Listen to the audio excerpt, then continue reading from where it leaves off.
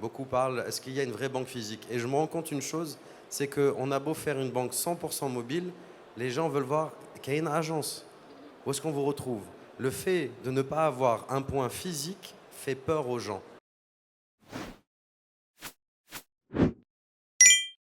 Bonjour ou rebonjour pour certains. Dernier panel de cette deuxième édition du salon Excel qui a été très riche en échanges et en informations. Et ça se finit, ça se termine sur une thématique qui est celle de la FinTech. Et on va parler de la banque algérienne face au monde. On va beaucoup interroger cette phrase d'ailleurs. Aujourd'hui, pour terminer, j'ai le plaisir d'accueillir avec moi Madame Bellou Chalani Sabrina, directrice marketing et innovation à la BNA, Monsieur Amari Mounir, cofondateur de SlickPay, et enfin Monsieur Marlaoui Sofiane, Chief Digital Officer chez Natixis. Merci à vous trois de prendre de votre temps pour décortiquer la FinTech et parler de la banque algérienne. On va commencer gentiment en décortiquant ce mot qui semble parfois complexe, qui existe depuis très longtemps, mais qui est un peu nouveau chez nous, qui est celui de la FinTech. Monsieur Marlaoui, est-ce que vous voulez bien nous faire la définition de la FinTech pour commencer basiquement? Je vous laisse prendre possession du micro. Parfait, je crois. Vous m'entendez? Oui. Ok.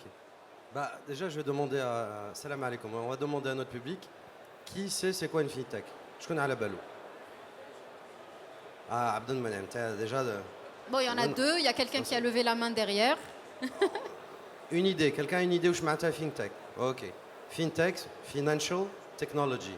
C'est tout simplement, c'est tout ce qui est, toutes les startups qui sont dans les services financiers. Une FinTech, elle a l'objectif d'améliorer et d'automatiser les services financiers avec une base digitale, pour faire très très simple. Donc, ce n'est pas nécessairement une banque.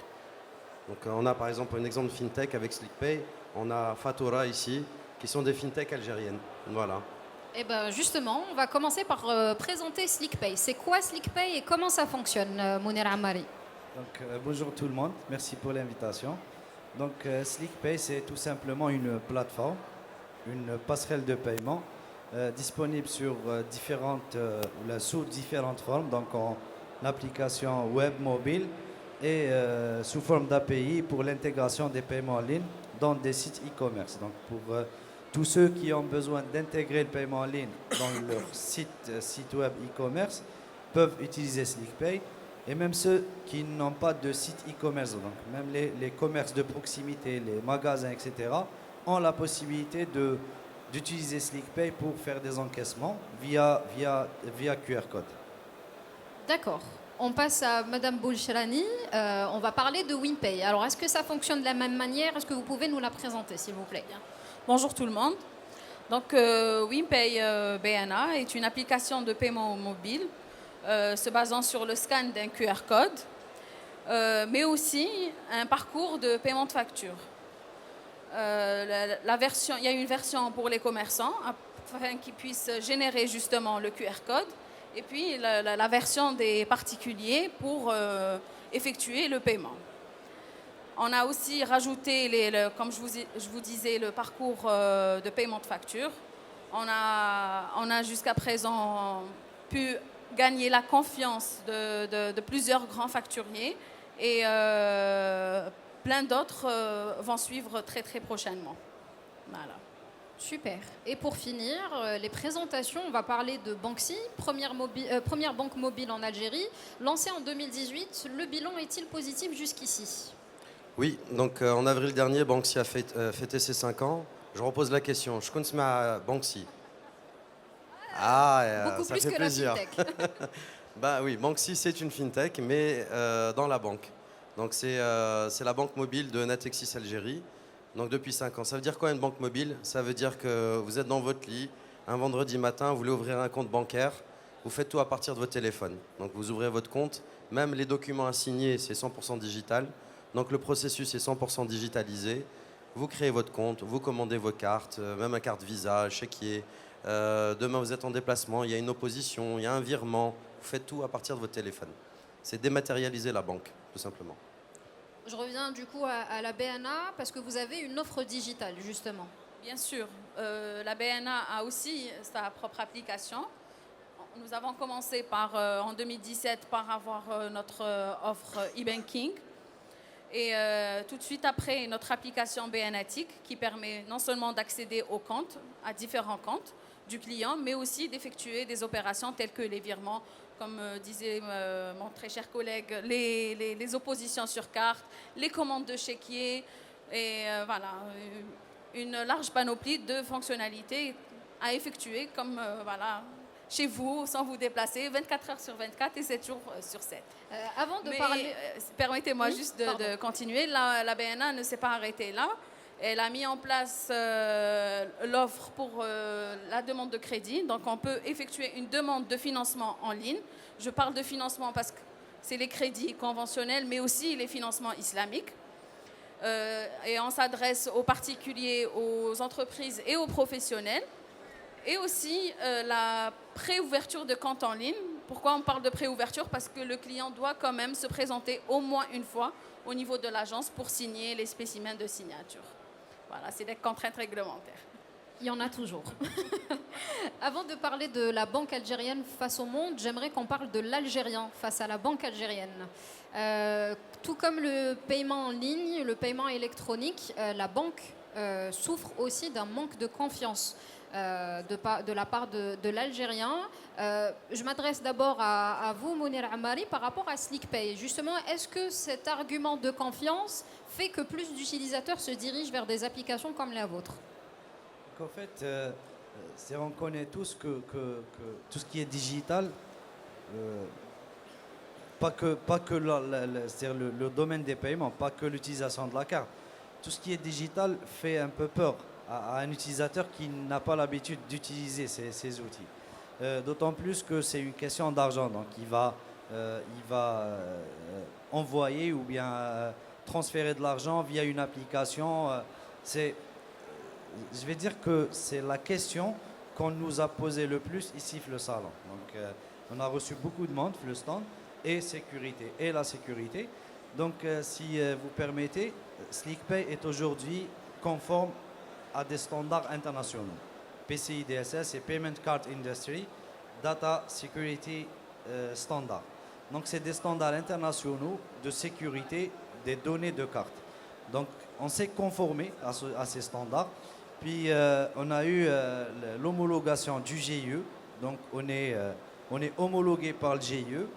Il suffit aujourd'hui que SlickPay toute seule ne peut pas gagner cette confiance. Donc il faut que tout l'écosystème il faut qu'on essaie de faire comprendre à ses utilisateurs que oui c'est sécurisé et oui c'est possible.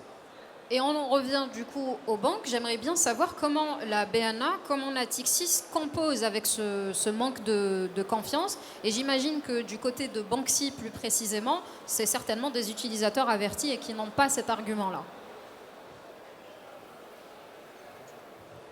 Bon, pour la BNA, bien sûr, vous savez, la BNA en tant que banque étatique, elle a la double responsabilité de, bien sûr, satisfaire sa clientèle et se mettre à niveau, on va dire, aux normes internationales et puis se moderniser, mais aussi participer dans le développement de l'écosystème algérien et rendre ce terrain justement favorable à l'évolution, à la modernisation. La BNA fait des efforts en assistant le client, en essayant de donner cette éducation financière qu'il n'a pas, et aussi en multipliant les canaux d'accès à cette offre. Alors, Banksy déjà, c'est adossé à une banque classique, banque traditionnelle. Donc déjà, il y a la force et la sécurité de la banque traditionnelle avant la technologie. Natixis fait partie du groupe BPCE, qui est un très vieux groupe. C'est un groupe systémique. La première banque du groupe, c'était 1780, pour donner une idée. Donc c'est très très vieux. Maintenant, il y a la technologie qui est derrière est très solide. Ça a commencé avec Fidor, qui était une néobanque allemande, qui a été intégrée dans le groupe. Il y a de l'intelligence artificielle qui est utilisée, etc., etc. Je pourrais donner plein d'arguments. Mais au final, le consommateur algérien est très pragmatique. يشوف حقه. Et c'est notre tâche, comme disait Moner, le principal frein dans les services en ligne à travers le monde, c'est la confiance. Ce n'est pas en annonçant une batterie d'arguments, de technologies qu'on va gagner la confiance. La confiance, elle vient au jour le jour, quand les gens vont voir que l'utilisation du service est facile et quand ils vont voir qu'il y a une vraie banque adossée derrière, pour faire simple. Et on a encore des questions, je vois les questions qu'on a eues aussi au stand. Comme Moner, beaucoup parlent de sécurité. Beaucoup parlent, est-ce qu'il y a une vraie banque physique? Et je me rends compte une chose, c'est qu'on a beau faire une banque 100% mobile, les gens veulent voir qu'il y a une agence. Où est-ce qu'on vous retrouve? Le fait de ne pas avoir un point physique fait peur aux gens. C'est pour ça que je pense que c'est la combinaison des deux qui est intéressante. D'avoir une banque traditionnelle avec une banque mobile derrière. Et justement, est-ce que des applications comme SlickPay, WinPay peuvent être, selon vous, le bon point de départ pour un parcours bancaire chez le citoyen algérien? Moi, je pense que oui. J'ai pu rencontrer plusieurs personnes qui m'ont dit j'ai ouvert un compte au niveau de la BNA pour avoir WinPay. Voilà. Donc, moi, je pense que c'est un service de paiement mobile, mais qui draine énormément de clients et qui participe à l'inclusion financière. Mounir, est-ce que SlickPay fait un Pour travail notre pour cas, les banques aussi? Oui, c'est-à-dire que c'est nos partenaires, nos fournisseurs, les banques. Donc vu qu'on ne peut pas travailler seul, c'est-à-dire on doit... SlickPay utilise les cartes CIB Dahabia. Et pour avoir une carte, il faut avoir un compte. Donc les cartes sont adossées à des comptes. Du coup, tout est dans le circuit bancaire. Nous, à SlickPay, on essaie de faciliter ce paiement, on essaie de faciliter ces transferts. Donc, on a même ajouté des fonctionnalités qui n'existent pas aujourd'hui sur le marché. Aujourd'hui, personne ne peut faire un transfert un vendredi, mais c'est CP la banque. Sur SlickPay, c'est possible, en utilisant la carte Dahabia. Je peux envoyer un montant de ma carte Dahabia vers n'importe quelle banque en Algérie. Donc, c'est ce qu'on essaye de faire parce que si on ne fait pas ça, le reste des services, il est déjà assuré par des applications bancaires telles que BNatic, telles que Banksy, etc. Donc, on essaye de trouver les niches qui ne sont pas convoitées, on va dire. D'accord. Et j'aimerais revenir sur un terme qu'on entend aussi beaucoup, qui est celui de l'exclusion financière.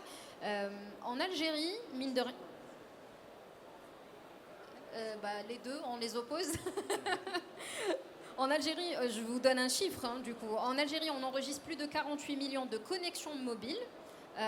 C'est pour ça que je pense que c'est la combinaison des deux qui est intéressante. D'avoir une banque traditionnelle avec une banque mobile derrière. Et justement, est-ce que des applications comme SlickPay, WinPay peuvent être, selon vous, le bon point de départ pour un parcours bancaire chez le citoyen algérien? Moi, je pense que oui. J'ai pu rencontrer plusieurs personnes qui m'ont dit j'ai ouvert un compte au niveau de la BNA pour avoir WinPay. Voilà.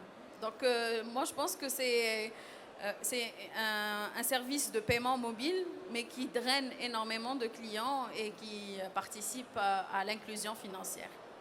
Mounir, est-ce que SlickPay fait un Pour travail notre pour cas, les banques aussi? Oui, c'est-à-dire que c'est nos partenaires, nos fournisseurs, les banques. Donc vu qu'on ne peut pas travailler seul, c'est-à-dire on doit... SlickPay utilise les cartes CIB Dahabia. Et pour avoir une carte, il faut avoir un compte. Donc les cartes sont adossées à des comptes. Du coup, tout est dans le circuit bancaire. Nous, à SlickPay, on essaie de faciliter ce paiement, on essaie de faciliter ces transferts. Donc, on a même ajouté des fonctionnalités qui n'existent pas aujourd'hui sur le marché. Aujourd'hui, personne ne peut faire un transfert un vendredi, mais c'est CP la banque. Sur SlickPay, c'est possible, en utilisant la carte Dahabia. Je peux envoyer un montant de ma carte Dahabia vers n'importe quelle banque en Algérie. Donc, c'est ce qu'on essaye de faire parce que si on ne fait pas ça, le reste des services, il est déjà assuré par des applications bancaires telles que BNatic, telles que Banksy, etc. Donc on essaie de trouver les niches qui ne sont pas convoitées, on va dire. D'accord. Et j'aimerais revenir sur un terme qu'on entend aussi beaucoup, qui est celui de l'exclusion financière. En Algérie, mine de rien, les deux, on les oppose. En Algérie, je vous donne un chiffre, hein, du coup. En Algérie, on enregistre plus de 48 millions de connexions mobiles. On a parlé de ce manque de confiance envers les banques, justement. Selon vous, est-ce que les fintechs peuvent être une solution pour pallier, ou du moins pour augmenter l'inclusion financière des Algériens? Comme je disais tout à l'heure, l'Algérien est un consommateur très pragmatique, c'est-à-dire il faut lui donner une raison de l'utiliser. J'ai travaillé avant dans le e-commerce, j'ai travaillé dans le télécom, on a fait le lancement de la 3G, de la 4G, les smartphones. Dès qu'on donne un rationnel aux gens, ils l'utilisent. Donc il y a une chose pour moi, je pense, qui va aussi beaucoup changer la relation du consommateur algérien avec sa banque et les fintechs, c'est les paiements instantanés. C'est-à-dire qu'avoir sa banque, c'est une chose, mais si au quotidien, on a une relation avec sa banque, on va faire des paiements, eh ben, ça va faciliter, ça va démocratiser. Ils vont trouver le rationnel d'utiliser le service. Donc ça, moi, j'ai beaucoup d'attentes sur cette chose. Quand on va avoir le réflexe de payer sa supérette, ses courses, en scannant un QR code, ça va impacter, ça va changer les comportements. Vous me rappelez juste la question, si possible. Je parlais de la fintech ou de ces applications comme solution pour permettre aux gens d'accéder Oui, après, si on veut combattre, on va dire, la désinclusion ou l'exclusion financière, c'est tout d'abord commencer par GIE, il a annoncé un chiffre il y a 2 jours qui fait très très peur. 277 milliards de dinars de retrait d'AP par mois, c'est beaucoup. Ça veut dire que les gens aujourd'hui sont en train de retirer leur argent, le salaire, ils retirent tout son argent, on m'a dit commence, c'est-à-dire qu'il n'y aura pas la possibilité d'utiliser sa carte ni une fintech. Une fintech dans ce cas de figure ne sert absolument à rien. Après, c'est-à-dire qu'il faut combattre la désinclusion, puis parler de l'inclusion financière via des fintechs, etc. Surtout qu'aujourd'hui, une fintech, si on parle du B2C, le maximum d'une fintech, c'est d'utiliser la carte. C'est-à-dire qu'aujourd'hui, il n'y a pas la possibilité ou l'accès à autres fonctionnalités. Donc aujourd'hui, c'est la carte. Donc si le citoyen ou l'utilisateur de soit Banksy ou la SlickPay ou la BNatic ou la WePay, s'il retire tout son salaire du premier coup, sa carte ne vaut rien. Tel le salaire le jay. Donc il va dépenser en cash et il n'y a ni la fintech ni la banque digitale qui va régler ce problème. C'est là le rationnel, justement. Je pense que si on donne une raison, au lieu de retirer tout son salaire, si on lui dit demain, khali shouya draham fil compte taak, parce que c'est avec ça que tu vas payer en ligne, c'est avec ça que tu vas payer tes courses. Donc du coup, par exemple, je sais pas, Wahad il a un salaire de 50 000 dinars, au lieu de retirer les 50 000 dinars, il va retirer 40 000, il va laisser 10 000. Cumulé sur tous les comptes, ça va faire des dépôts. Donc, mais pourquoi est-ce qu'il va laisser le 10 000 dinars, par exemple, de son salaire? Aujourd'hui, il n'a pas de rationnel. C'est ça la difficulté. On se met à la place du consommateur algérien. Il dit bon, faire un paiement avec ma carte TPE, avec le TPE mimchiche, avec le commerce avec ma douche TPE. C'est pour ça qu'il se dit je préfère avoir le cash, c'est sûr. Mais si demain on lui dit qu'il a une possibilité de paiement grâce au fintech, etc., eh ben, il va laisser avec le solde pour pouvoir l'utiliser. Donc la charge est allée, non? Justement, dans ce sens, gardez le micro une minute. Est-ce que vous pensez, ou du moins dans quelle mesure, Banksy a contribué peut-être à créer un petit peu ce shift culturel?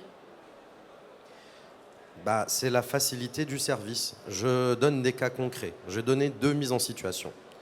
Le papa est à Béjaïa, sa fille est dans une résidence universitaire à Alger. Allô papa, 10h du soir, j'ai besoin d'argent demain matin pour faire un truc, etc. Il prend son téléphone, il fait un peer-to-peer. En instantané, c'est comme un SMS, un adraham. Je prends un deuxième cas, les collègues au bureau, à midi on va manger, ou là c'est l'anniversaire de quelqu'un, tout le monde veut cotiser. Bah, on dit, je connais le gâteau. Mounhem, il va acheter le gâteau. Et ben on va tous envoyer 400 dinars, 500 dinars, Mounhem, en peer-to-peer, il va acheter le gâteau. Donc c'est ces petites choses, c'est ce quotidien qu'on doit changer. C'est pas les grandes idées, c'est on doit changer le quotidien des gens. Vous souhaitiez rebondir, Sabrina? Oui, c'est les habitudes de consommation des produits et des services bancaires qui doivent changer. On le remarque quand je regarde les chiffres de WinPay et la progression en une année, je me dis ça va, ça commence à rentrer, ça va venir. Et il parlait des transferts justement sur WinPay. Les transferts sont en instantané. C'est-à-dire je dois payer la pizza, je n'ai pas assez d'argent sur mon compte, et bien Sofiane m'envoie sa participation et je paye sur place, en instantané. Voilà. On a soulevé la contrainte réglementaire, la contrainte culturelle. Concrètement, l'open banking en Algérie, on y croit ou pas? Et si oui, quels sont les défis ou les perspectives que l'on perçoit actuellement? On y croit, on est obligé d'y croire et on est obligé d'y aller, je dirais. On le fait bon gré, mal gré, voilà, sous la contrainte, mais c'est pour offrir le meilleur. Et puis, on a espoir que l'Algérie gagne la place qu'elle mérite. En fait, pour mon cas, c'est-à-dire si vous posez la question à Mounir Ammari, oui, je crois. Si vous posez la question à SlickPay, je vous dis que c'est un rêve. Oui, c'est-à-dire on veut ça, parce que s'il y a open banking, il y aura 10 000 SlickPay, 120 000, je ne sais pas combien d'autres fintech. Donc c'est ce qui manque. C'est aujourd'hui ce qui manque à cet écosystème pour bien se développer. Parce que quel que soit le niveau de développement ou de la technicité d'une fintech, je vous dis que Kima SlickPay, il y en a beaucoup. Il y en a. Les idées, c'est pas ça qui manque. Mais aujourd'hui, c'est l'accès à ce domaine, à ce système qui est encore un peu verrouillé, mais qu'on espère, c'est-à-dire on espère que ça s'ouvre très très prochainement et que des fintechs émergent. Donc c'est l'émergence ou le développement de ces fintechs est conditionné par cette ouverture. Donc je vous dis que si je suis SlickPay, je vous dis qu'on a soif, on a vraiment soif, on veut cette ouverture. Le secteur bancaire reste quand même le secteur peut-être le plus réglementé en Algérie. Et je pense qu'un peu plus d'allègement et d'ouverture nous ferait du bien. L'open banking porte bien son nom. Oui, alors l'open banking, je ne suis pas sûr que tout le monde sache c'est quoi. En fait, c'est comment est-ce que la banque va s'ouvrir avec des API. C'est des petites interfaces qui permettent l'intégration des acteurs avec la banque. Donc comment est-ce que, par exemple, un VTC va pouvoir se connecter à la banque directement pour qu'on puisse faire un paiement à partir du VTC, etc. Ou des fintechs qui se développent, comment elles peuvent se connecter à la banque. Je dirais que l'open banking, c'était le sujet de place en Algérie, à l'international, en 2021-2022, surtout en 2022. Et là, moi, ce que je remarque, là, c'est mon avis personnel, je n'engage pas ma banque, c'est que je remarque qu'il y a un ralentissement, c'est-à-dire c'est toujours important, mais ce n'est plus autant le premier sujet sur les banques digitales, autant que le paiement instantané. On revient à des fondamentaux. C'est quoi qui change la vie des gens tous les jours? Donc l'open banking, moi, je vois juste un frein en Algérie actuellement. Ce n'est pas un frein réglementaire, ce n'est pas un frein technologique, c'est tout simplement le fait d'avoir des partenaires. On va faire l'open banking, mais pour se connecter à qui? Donc il nous faut des partenaires. Il faut des fintechs, plus de fintechs, etc., qui sont prêts à jouer le jeu et qui vont apporter un service complémentaire aux clients. Parce que la banque, pourquoi est-ce qu'elle va faire cet open banking, se connecter à un partenaire? C'est des coûts, c'est de la ressource, c'est du temps, si ça n'apporte pas une valeur ajoutée aux clients. Mais pour stimuler tout ça, on a besoin que la réglementation bouge, mais qu'aussi culturellement que certaines barrières se lèvent. Je pense que la réglementation, c'est un avis personnel, elle permet déjà de faire l'open banking. Sur plusieurs choses, on peut faire l'open banking. Déjà, on a du mal, c'est déjà, il faut que les gens apprennent à utiliser de plus en plus leur compte bancaire, qu'on leur donne le rationnel, comme on disait, le paiement instantané. Et je pense que, encore une fois, ça va être une des vertus du paiement instantané. Si les gens apprennent à payer tous les jours avec leur téléphone, demain, ça va développer des comportements qui feront que des fintechs pourront développer des services avec lesquels les banques pourront travailler. Je veux juste donner l'exemple de SlickPay. Aujourd'hui, SlickPay, dans la wilaya de Mila, il y a des pompes d'essence où on peut payer avec SlickPay, en scannant un QR code et en payant notre gasoil. Il y a des supérettes qui acceptent le paiement via QR code de SlickPay. Donc aujourd'hui, il faut trouver ces gens qui croient en ça. Donc il y a des supérettes qui l'ont adopté direct. Et pour l'anecdote, ce n'est même pas notre équipe commerciale qui les a démarchés. C'est un adepte qui habite à Mila, qui a vu l'application et qui l'a propagée. En interne, Je crois qu'on va prendre Mila comme pilote parce que chez nous aussi, on a constaté quelque chose là-bas. Il se passe quelque chose à Mila. D'accord. C'est intéressant pour le coup de croiser les deux témoignages, en effet. Non, apparemment, c'est pas une blague. Oh non, c'est pas une blague. Ils ont même créé un groupe sur Facebook et tout. Donc, Tout à fait, tout à fait. ouais. Oui. Alors, pour en revenir justement au thème, on avait dit la fintech, la banque algérienne face au monde. J'ai opposé l'Algérien à la banque algérienne, mais j'aimerais vraiment qu'on s'arrête sur cet intitulé. Est-ce qu'on est vraiment tenu d'opposer la banque algérienne au monde? Est-ce que la banque algérienne a encore quelque chose à prouver? Parce que je reviens encore une fois à cette manie du manque de confiance de l'Algérien envers sa banque. Au final, la banque algérienne est tout autant sécurisée, répond à des normes internationales. Donc pourquoi devons-nous toujours nous opposer au reste du monde? À part peut-être sur le retard parfois qu'on accuse. La preuve, en 2023, ce n'est que maintenant que nous parlons de fintech. J'aime pas me comparer au reste du monde. Je pense qu'on doit se comparer à nous-mêmes, à ce dont on a besoin et ce qu'on veut en Algérie. Si je prends l'exemple de Banksy, c'était une technologie, c'est vrai, de Fidor, qui était néobanque allemande, etc. Mais ce qui est intéressant de Banksy, c'est qu'au début, la technologie, c'était monocarte, monocompte. Le produit a été développé, a été pas juste adapté, mais vraiment aussi le développement a continué en Algérie pour en faire un produit. C'est pour ça qu'il est aussi adapté au marché algérien. Ça, on en a fait un produit algérien. Donc il n'y a personne qui va savoir mieux que les Algériens ce que veulent les Algériens. Donc c'est localement qu'on va adapter les produits. Maintenant, en termes de qualité, là encore, je regardais les statistiques récemment de IMAR sur la confiance des Algériens sur les produits algériens, et on avait une note de 6,5 sur 10. C'est une bonne mauvaise nouvelle. Ça veut dire ça va, il y a de la confiance, mais en même temps, moi j'étais déçu parce que je pense qu'on peut faire plus confiance. Si je prends encore, désolé, le cas de Banksy, on a toutes les technologies qu'on peut avoir à l'international. Il y a des intelligences artificielles, il y a des process de sécurisation qui n'ont rien à envier à n'importe quelle néobanque. Donc il ne faut pas être... encore une fois, il ne faut pas se comparer à l'international. Il faut voir ce qu'on peut faire chez nous, simplement. C'était l'objectif un petit peu de ma question, c'est de repositionner et de donner à la banque algérienne la place qui lui revient. Qu'en pensez-vous, Madame Bolchlani? Pareil, moi je pense que les banques algériennes n'ont rien à envier aux banques à l'international, et on a la particularité de s'adapter justement à notre marché et à notre environnement. C'est bien de se mettre aux standards internationaux, mais la banque algérienne va bien et elle n'a pas à rougir, je veux dire. Voilà. Je dirais que, en fait, étant venu du domaine bancaire, étant enfant de la BNA aussi, je dirais que le domaine bancaire ou le système bancaire en Algérie, c'est un système qui est très très développé.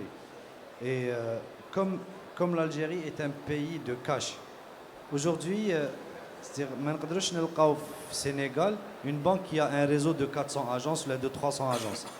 Peut-être c'est un problème de stratégie ou mais en Algérie, on a là-bas 400 agences et les 400 agences ont des clients. Aujourd'hui, si on veut confronter le système ou les banques algériennes à d'autres banques, c'est que il est plus facile d'intégrer la technologie à des banques au Sénégal ou au Nigeria qu'en Algérie. Parce que on est un pays de cash. Quand on a droit là, il prend son salaire le 24, il le retire le 24 la chia. Il n'a plus besoin de sa banque. Khlas, il a pris son argent, il va le dépenser en cash. Contrairement aux banques à l'international, on va dire. On va se comparer c'est à notre continent, aux banques africaines. Donc il y a des banques aujourd'hui qui n'ont pas, c'est-à-dire qui n'ont pas autant d'agences que les banques algériennes, mais qui ont adopté des solutions digitales. On parlait tout à l'heure justement de l'open banking, du fait qu'on peut déjà faire des choses. Aujourd'hui, on parle aussi beaucoup d'entrepreneuriat, d'écosystèmes de start-up, etc. Comment on peut stimuler l'innovation dans le système bancaire, peut-être faire de la sensibilisation auprès des universités, des écoles bancaires. Comment on peut faire bouger un petit peu ou secouer le cocotier pour justement donner plus de place et mettre en lumière plus de fintech pour pouvoir faire bouger le système? Je commence. Premièrement, le rôle de la banque est, comme je disais tout à l'heure, d'éduquer cette population au système bancaire et aux produits bancaires. De faire confiance aussi à la banque et puis de l'assister et de la soutenir pour passer du cash aux moyens de paiement tels que le paiement mobile ou le paiement en ligne. Ensuite, malheureusement, moi, et je parle de ma personne, je suis limite triste de ne pas voir les fintechs en dehors de ce genre d'événements où parfois les concours de start-up et tout. J'aimerais que ces fintechs qu'elles s'organisent peut-être ou que l'État fasse en sorte que ces fintechs ou ces start-up soient plus mises en valeur, qu'on puisse voir, peut-être même, je ne sais pas, je réfléchis à voix haute, mettre en place des plateformes où les entreprises pourraient demander des services et où les startups seraient là pour répondre à leurs besoins. Je pense qu'il faut on a besoin bouger dans ce sens pour oui. Mettre en avant l'offre et aussi mettre en avant le besoin. Notre ami là, il vient du secteur bancaire et je pense que c'est très important pour une fintech d'avoir des profils du secteur parce que quelqu'un qui vient du secteur bancaire, il connaît les processus, il connaît les procédures, il connaît les contraintes internes. Et par exemple, pour la BNA, avant de penser à digitaliser son offre, elle doit se digitaliser en interne. Quand je veux digitaliser le crédit, si en interne, je travaille toujours avec les piles de dossiers, de papier, et voilà, de l'agence vers le régional, vers les structures centrales, on ne peut pas parler de digitalisation tant qu'en interne, on n'a pas numérisé nos process. Mounir? Moi, je dirais que la question, c'était comment stimuler, comment pousser ces fintechs à émerger, à grandir. Je dirais que la réponse à Danali Amorbil, c'est l'open banking. Aujourd'hui, la technicité y est. Si je vous parle de notre équipe, la partie qui est cachée de notre solution, SlickPay, est plus grande que celle qui est aujourd'hui commercialisée.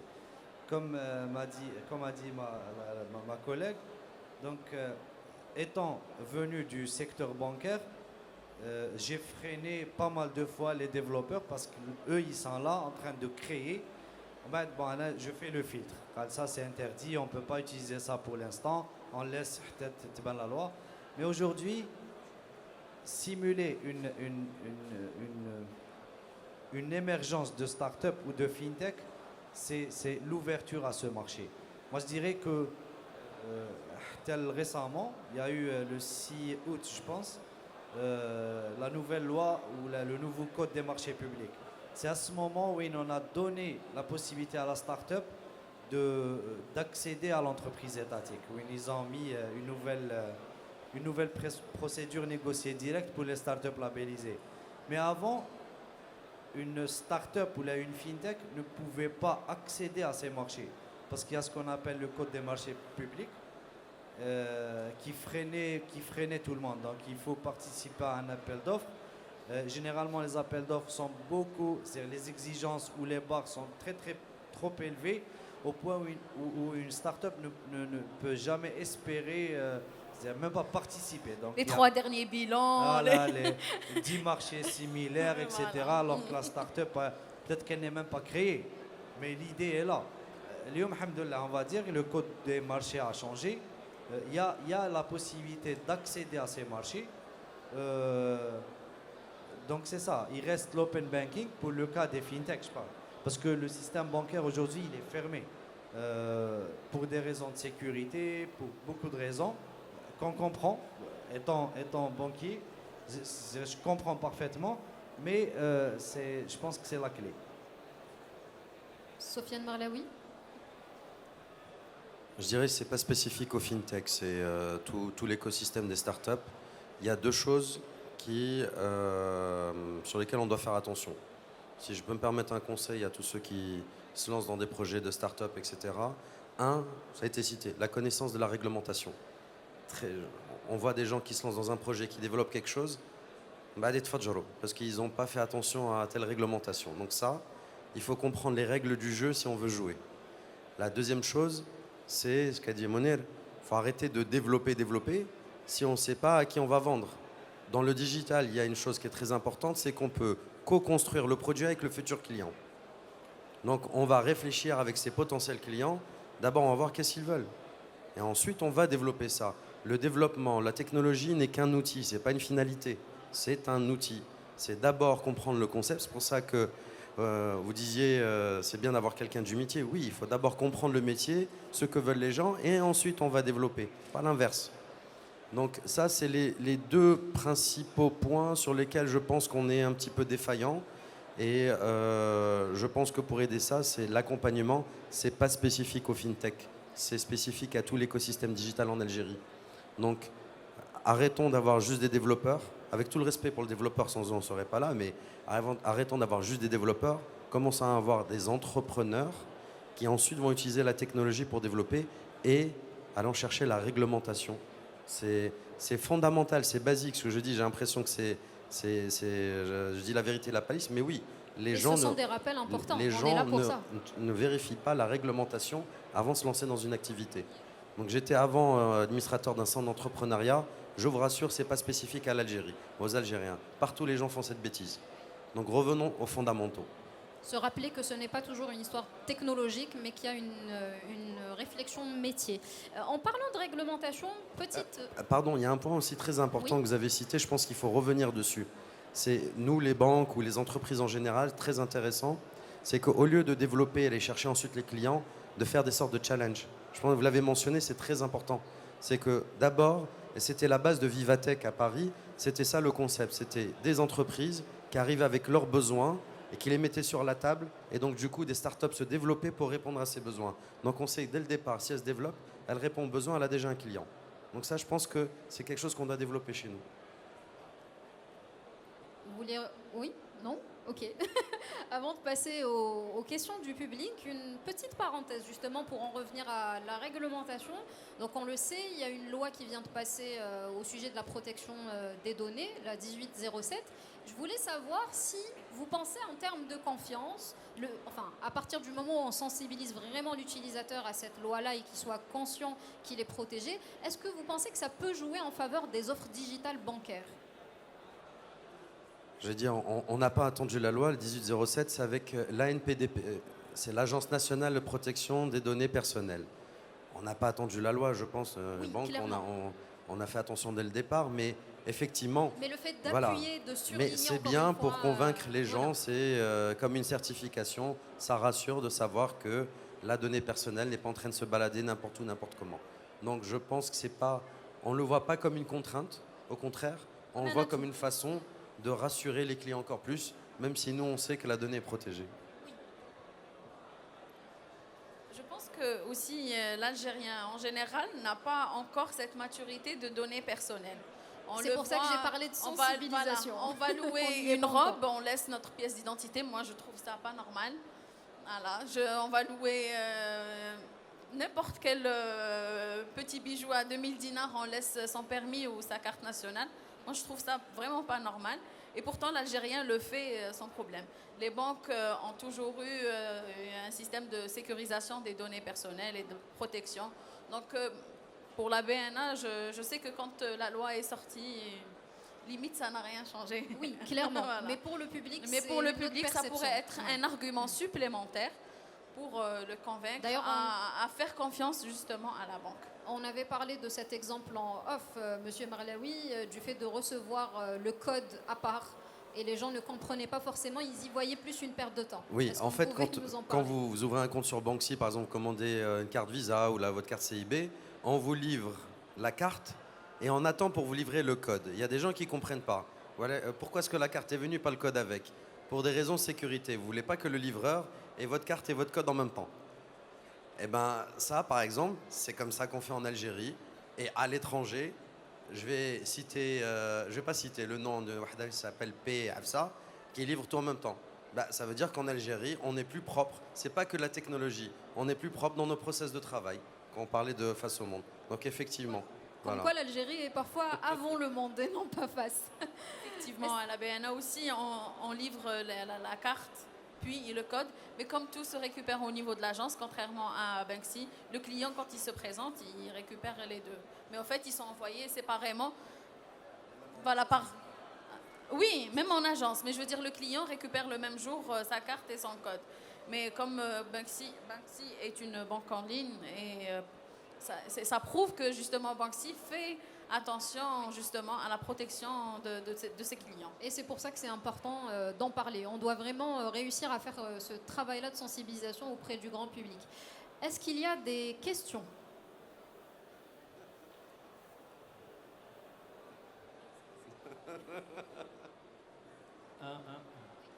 Bonjour.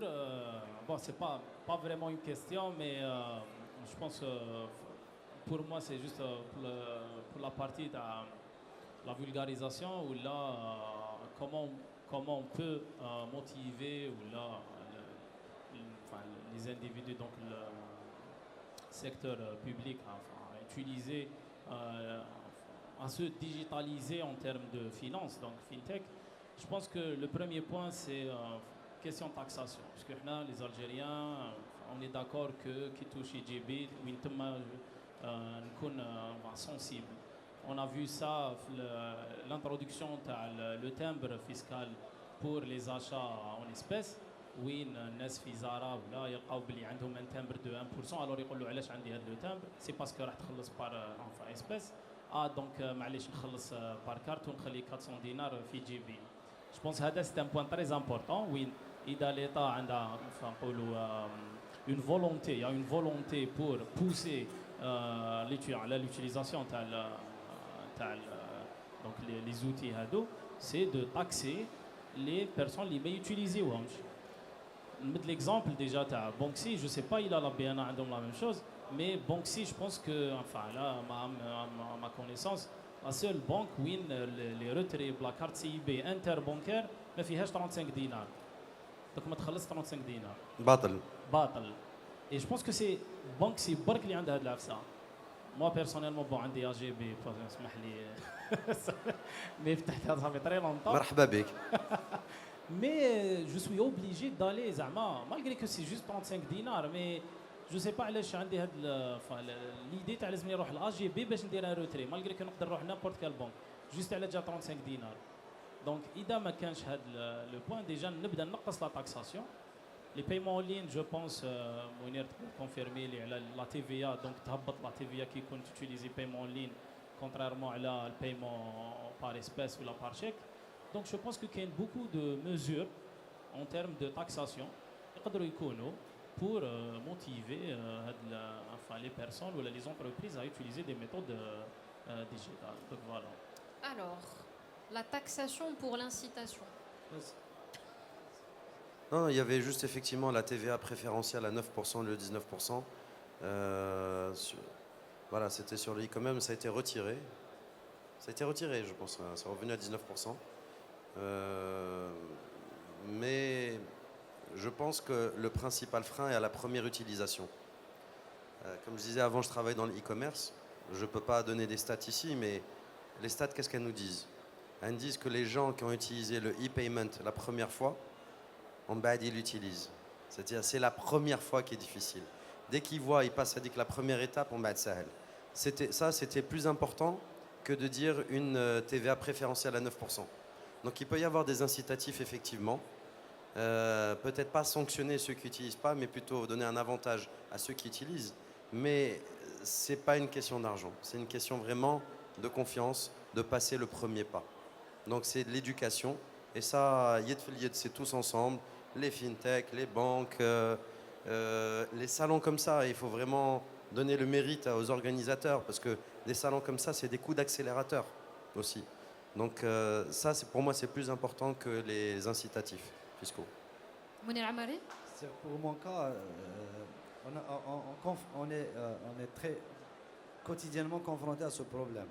Donc le marchand, on essaie de le ramener pour faire le paiement en ligne ou là de proximité, mais chaque paiement est taxé. Avant de parler de TVA, il y a déjà des commissions prises par les différents organismes. Donc ça, déjà, c'est un frein. Je vous le dis, et je l'ai rencontré même avec des clients. Aujourd'hui, un paiement TPE, admettons, ça à partir de 6 dinars. Une bouteille d'eau, un commerçant, il achète 35 dinars. Il achète 40 dinars. Sa marge à lui, elle est de 5. Quand on a le TPE, on a le 6. Donc, il est le même drame que le fournisseur. Donc ça, je pense que ça doit être réfléchi. Je ne sais pas comment. Il y a des gens, il y a des spécialistes qui le font. Dire, mais elle ne la taxe, mais elle ne les impôts, mais elle ne le chiffre d'affaires. Déjà à l'entrée, il est taxé. Le paiement en ligne, c'est 0,7%. Minimum, c'est 10 dinars. Peut pas, un commerçant me dit ça. Donc ça, c'est un premier frein.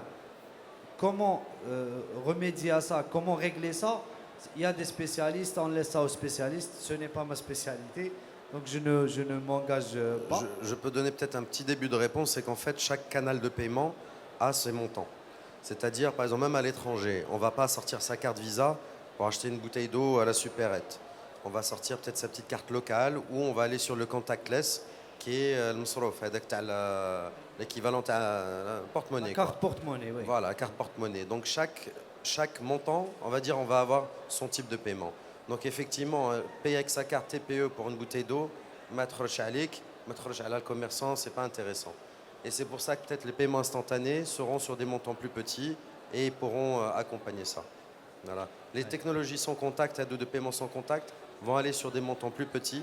Et j'espère, c'est une discussion actuellement qu'il y a, j'espère que ce sera avec des frais qui seront très petits pour démocratiser le service. Je dirais même qu'aujourd'hui, on peut inciter les gens à payer en ligne en faisant des remises. Quand il y a des paiements en ligne, donc c'est 15% si on paye en ligne, c'est à 100% si on paye en cash. C'est ça, c'est des possibilités à imaginer, on va dire, mais pas pas avec ces conditions. Donc si le commerçant est taxé à chaque fois qu'il encaisse en ligne, il ne peut pas faire aussi une remise à un produit, donc c'est pas possible. Il y a déjà, notamment auprès des opérateurs, du moins c'est mon Exactement, expérience c'est ce que personnelle je à voulais moi, dire. quand je recharge à travers l'application de mon opérateur, en termes de data par exemple, j'ai des offres qui n'existent pas que quand je vais recharger. Quand je paye par carte. Voilà. Voilà, Donc quand je paye après, en oui, ligne. il y a un effet de communication, peut-être qu'il faut pousser un petit peu plus et qu'il y ait cette Et incitation. élargir surtout. Voilà, par le bénéfice. D'autres questions? Il y a un autre point aussi, c'est que pour les commerçants, gérer le cash, c'est de l'argent aussi, ça a un coût. Donc si les gens payaient en ligne, ça ferait moins de coûts pour eux. Voilà. Bonjour, merci pour toutes ces informations. Un peu plus proche ou un peu plus fort? Merci pour les organisateurs du salon d'abord. Merci à Madame Ousmer pour ces panels depuis 4 jours, 5 jours et aux intervenants. Alors moi je voulais une question pour l'application SlickPay. Si j'ai bien compris, c'est l'équivalent de la SATIM, c'est ça?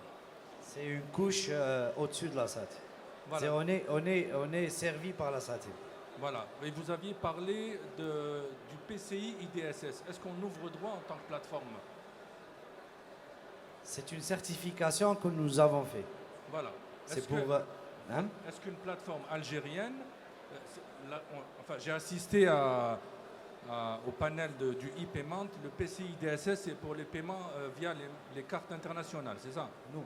PCI DSS, c'est Payment Card Industry Data Security System. Donc, c'est des normes et c'est des standards pour pouvoir stocker, gérer, transférer les données de carte. D'accord. C'est-à-dire, quelle que soit la carte. Quand il y a données de carte, il faut avoir PCI, Qu'elle soit locale ou internationale. local ou international. C'est Ce- des normes et des standards. Comment est-ce qu'on peut protéger ces données? C'est-à-dire, qu'on doit protéger ces données. D'accord. Ce dont on avait parlé sur le On panel avait parlé, de la SATIM, c'était par rapport à la certification pour le paiement par Visa, Par Visa spécifiquement. et Mastercard. Voilà, pour que la Visa Mastercard soit autorisée dans un pays, il faut cette certification. Sans D'accord. ça, on ne peut pas. Ok. Mais c'est deux choses différentes. D'accord, merci beaucoup. Et pour l'anecdote, je suis de Mila, donc vous pouvez y aller. Hein. La ville de Mila, je suis de là-bas. On a voilà, un natif de Mila. Je crois qu'aujourd'hui, il se passe un truc. On a encore une question. Le jeune homme à la casquette et ensuite on viendra vers vous. Bonjour. C'est par rapport aux consommateurs. Vous avez dit qu'il y Un a... peu plus fort, s'il vous plaît. C'est par rapport Voilà. aux consommateurs. Vous avez dit qu'il n'y a pas de confiance. Et pour la question de confiance, est-ce que ça ne vient pas des banques ou bien des... Par exemple, je vous donne un exemple. Par rapport à la carte biométrique. On nous dit toujours de faire la photocopie, mais c'est une carte biométrique. C'est ça le principe, c'est une carte biométrique. On n'a pas besoin de faire une photocopie. Donc, la confiance, ça ne devrait pas être par rapport aux employés, ça ne devrait pas commencer par les employés d'abord. Il faut les éduquer d'abord. Les employés, après on devrait éduquer les consommateurs. C'est pas comme ça qu'on devrait commencer? Alors, est-ce que les acteurs de la banque en interne sont assez sensibilisés pour pouvoir mieux vendre leurs offres digitales? Si je dois reformuler, ça serait ça, je crois. Ben oui, c'est normal. À chaque fois quand on lance un nouveau produit, on forme notre force de vente, ça c'est clair. Et puis, concernant la photocopie de la carte nationale, ça ne dépend pas des employés en fait.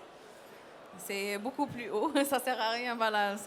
C'est pas l'employé qui décide de faire la photocopie ou de ne pas la faire.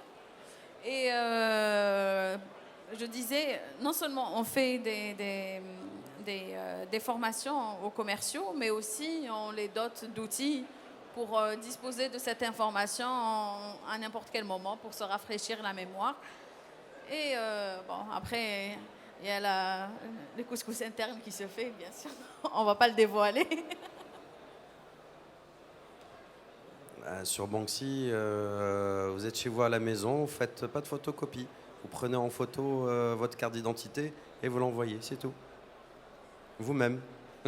C'est le cas de SlickPay aussi. Hein.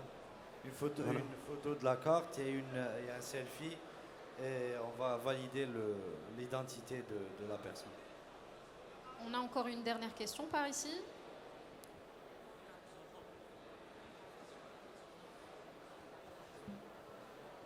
Alors, bonjour mesdames et messieurs, je tiens à vous remercier pour avoir partagé avec nous ces énormes informations.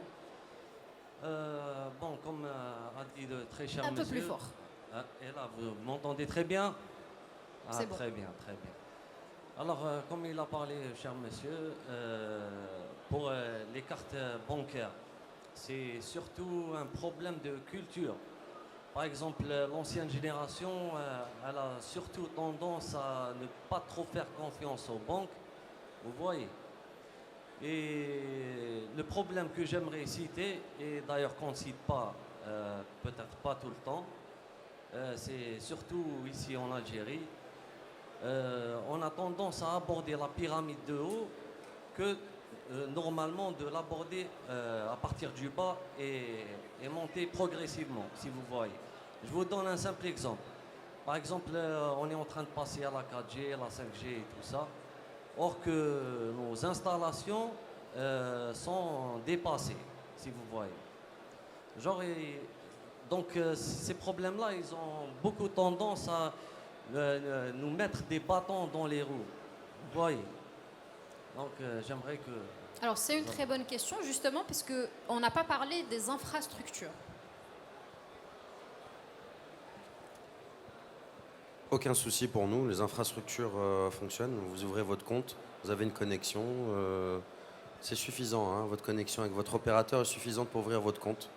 Peut-être vous avez, là, peut-être avec le salon, on a un petit peu une mauvaise couverture, parce qu'il y a beaucoup de monde au même endroit, mais normalement, voilà, l'infrastructure n'est pas un frein pour nous, la connectivité, voilà.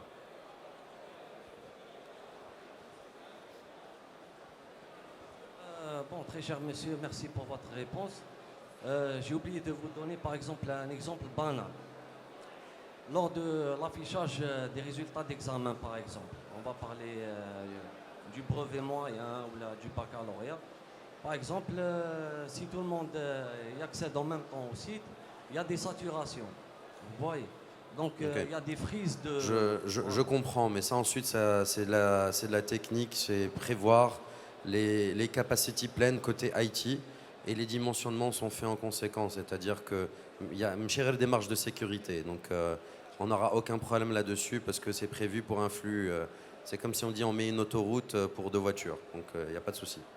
Et je pense que ce n'est pas forcément propre à l'Algérie. On a déjà vu des sites web étrangers cracher à cause justement de l'afflux. Donc je pense que c'est pas quelque chose de propre. Ce serait une excellente nouvelle pour nous. C'est-à-dire il y aurait tellement d'utilisation, c'est-à-dire le service est adopté. On aimerait bien que les sites y crachent. Madabina.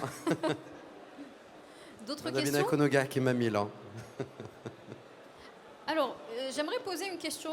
Alors, pas de réponse obligatoire pour le coup. C'est la première fois que je pose une question où il n'y a pas forcément de réponse. Est-ce que vous avez, parce que j'imagine que vous faites de la veille, que vous êtes connecté à ce monde auquel on fait face aujourd'hui, est-ce qu'il y a un modèle de fintech qui vous inspire ou que vous trouvez innovant, inspirant? SlickPay.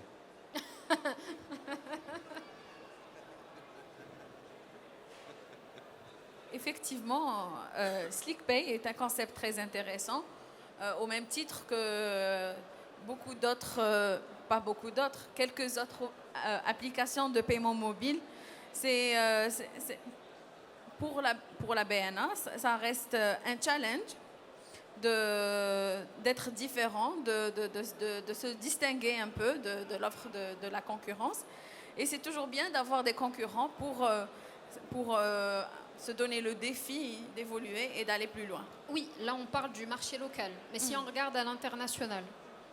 Comme on disait tout à l'heure, d'abord il faudra répondre à notre marché et s'adapter aux besoins de l'Algérien qui est particulier, qui ne ressemble pas à l'Européen ou au Sénégalais. Il parlait du Sénégal.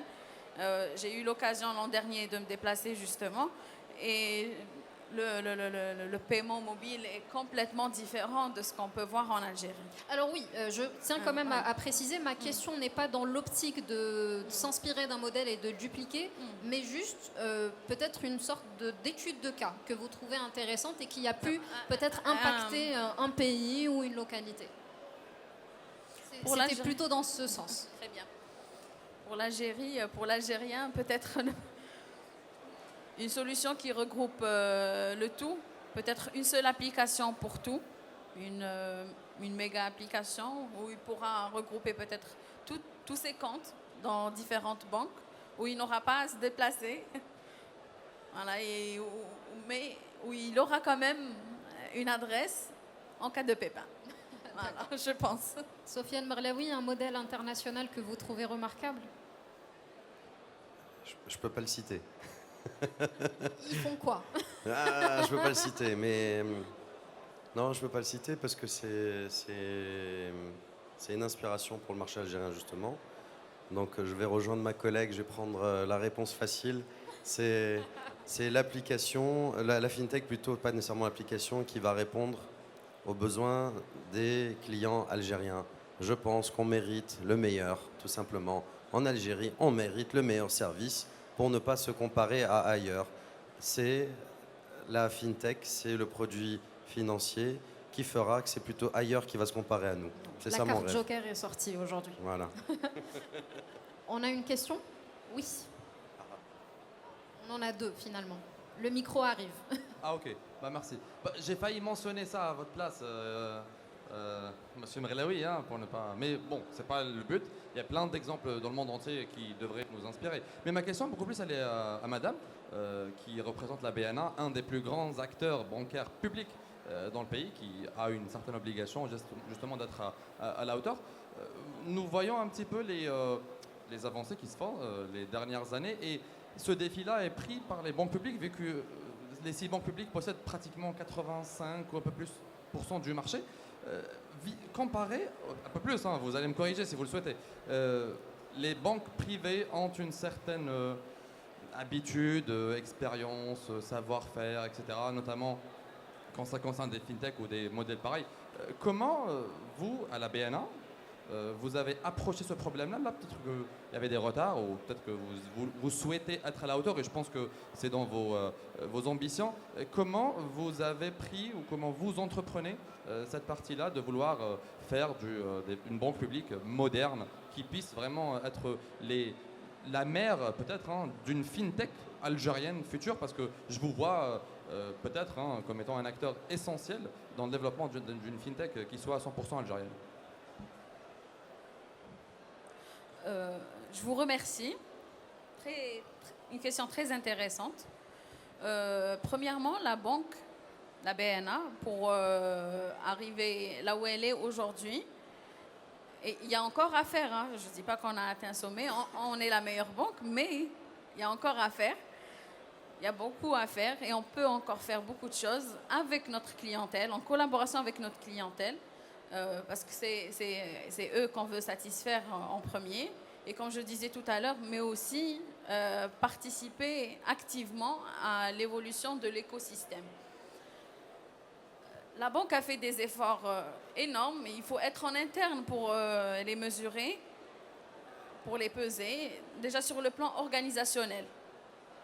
D'accord ? C'est des structures entières qui ont été mises en place pour participer à cette transformation digitale, tant en interne qu'en externe, en qualité d'offre, mais aussi en qualité de process interne. Et je me répète, il faut être en interne pour en prendre conscience.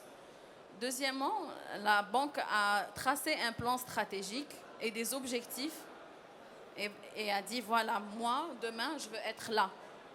Moi, demain, je veux être le leader dans le digital. Moi, demain, je veux être la première banque à lancer le paiement mobile, la première banque à proposer telle ou telle offre. D'accord ? Ça, c'est le deuxième point. Et enfin, il y a beaucoup à faire encore. Et la BNA va faire beaucoup de bruit prochainement. Voilà. On a un teaser là, on verra bien. Restez connectés. J'espère avoir répondu à ta question. Bonjour, merci pour nos invités, comme ça pour le salon Excel, etc. Félicitations. Hein. Je vais m'adresser côté banque, côté solution. Je vais sortir un petit peu du sujet. Sur un questionnement, Léa Widolf Ferrassi, c'est à propos de l'export de services. Je voudrais des réponses concrètes, c'est-à-dire logiques, et ce qu'on peut faire maintenant à propos de l'export de services. J'ai une entreprise, j'ai un site e-commerce, je veux vendre des solutions en SaaS ou autres. Je vais vers ma banque, publique ou privée. Comment je fais? Est-ce que les textes d'application sont sortis ou pas encore, puisque la loi a déjà été votée? Où est-ce qu'on en est? C'est-à-dire, est-ce qu'on peut exporter maintenant du service et garder son argent à 100% en devise? Merci. Ça, c'est la grosse question. Oui.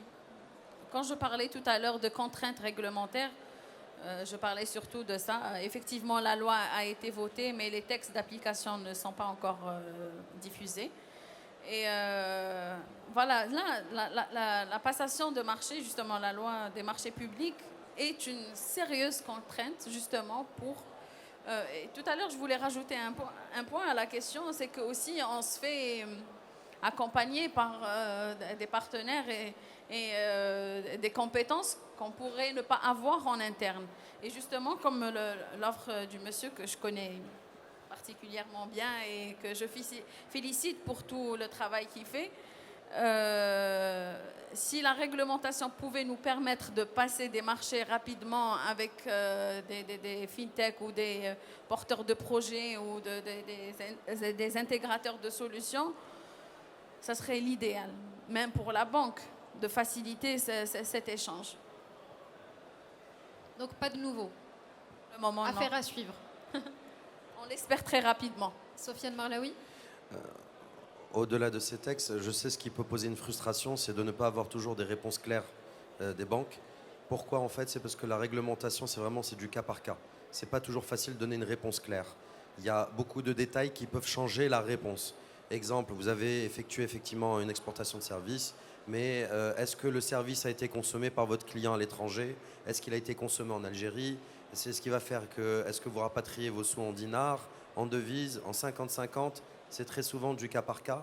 Et c'est pour ça qu'il y a des experts réglementaires dans les banques qui vont étudier votre dossier et qui vont vous donner une réponse à la loi, tout simplement. Et c'est pour ça qu'il n'y a pas toujours une réponse très claire, parce que votre cas peut ressembler à un autre, mais en fait, il y a le petit détail qui change, qui fait que pour vous, ça va être 50-50, pour l'autre, ça va être 100%. Alors, exceptionnellement, on va lui remettre le micro juste pour l'entendre, parce que sinon... et après, on prendra votre réponse, M. Amali. Ça, c'est le cas standard, c'est-à-dire vous négociez avec la banque, éventuellement vous pouvez prendre le tout en dinars, vous pouvez demander une partie, et généralement, et encore, la partie que vous conservez des fois en devise, vous êtes obligé de la consommer en devise à acheter un service à l'étranger. Mais je parle côté la loi de l'export de services, elle est très claire. C'est que le commerçant ou e-commerçant ou le porteur de projet, je ne sais pas, peut garder les 100% de sa devise. C'était là le souci, c'est-à-dire le souci par rapport à la réglementation, les textes d'application. Ma collègue, ma consoeur a déjà répondu sur ce point-là, c'est pour ça que je n'allais pas revenir dessus. Moi, je pensais qu'il y avait peut-être une bonne nouvelle pour les gens qui veulent exporter des services. Wait and see. Excel, j'espère qu'on n'attendra pas la 3e édition d'Excel et que ça se fera avant. Inch'Allah. Merci beaucoup. Déjà, ils ont parlé des bureaux de change aujourd'hui. Vous avez vu le Bala. Vous avez vu déjà. Oui, donc, par les faire, c'est différent. Inch'Allah, voilà. ils vont le réaliser. Mounir Amari, oui. Je voulais juste ajouter qu'une start-up qui est labellisée aujourd'hui, la loi existe depuis maintenant un moment, peut encaisser 100% en devises. Elle a la possibilité de retirer les 20% et éventuellement utiliser les 80% pour faire des achats à l'étranger. Donc c'est une loi qui est déjà existante depuis maintenant un moment. Il suffit d'être labellisé start-up. D'autres questions?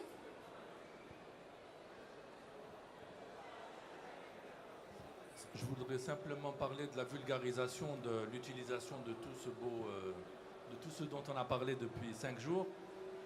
Il faut, je pense, changer le moyen de faire adhérer les gens à ces nouveaux systèmes de paiement, digitalisation et e-paiement. Je suis moi-même dans la communication, dans la publicité, et je pense qu'il faut aller au-delà des flyers et des posters et aller vers les gens. Voilà, c'est un avis que je donne. Les flyers en agence, les posters, les gens ne les regardent plus. Donc soit il faut organiser des salons grand public entre banques et expliquer mieux aux gens, pour qu'ils puissent utiliser. Parce qu'on aura beau avoir les meilleurs systèmes du monde, si ce n'est pas utilisé, ça ne servira à rien. Voilà, c'était un avis. Plus de proximité. Effectivement, je parle du cas de la BNA. Les affiches et les flyers, c'est dépassé. Et il faut être en agence pour les voir. Nous organisons justement pour toujours être proche et à proximité de notre clientèle ou clientèle potentielle. On organise des journées portes ouvertes dans les centres commerciaux, dans les universités, dans les hôpitaux, même si ce n'est pas l'endroit pour, mais on essaie justement de toucher toutes les couches de la population. Et le but est justement d'éduquer la population et de la mettre au courant de notre offre. Eh bien, merci beaucoup à vous trois. Ça fait déjà 1 heure passée que l'on discute. C'est le dernier panel de cette deuxième édition du Salon Excel.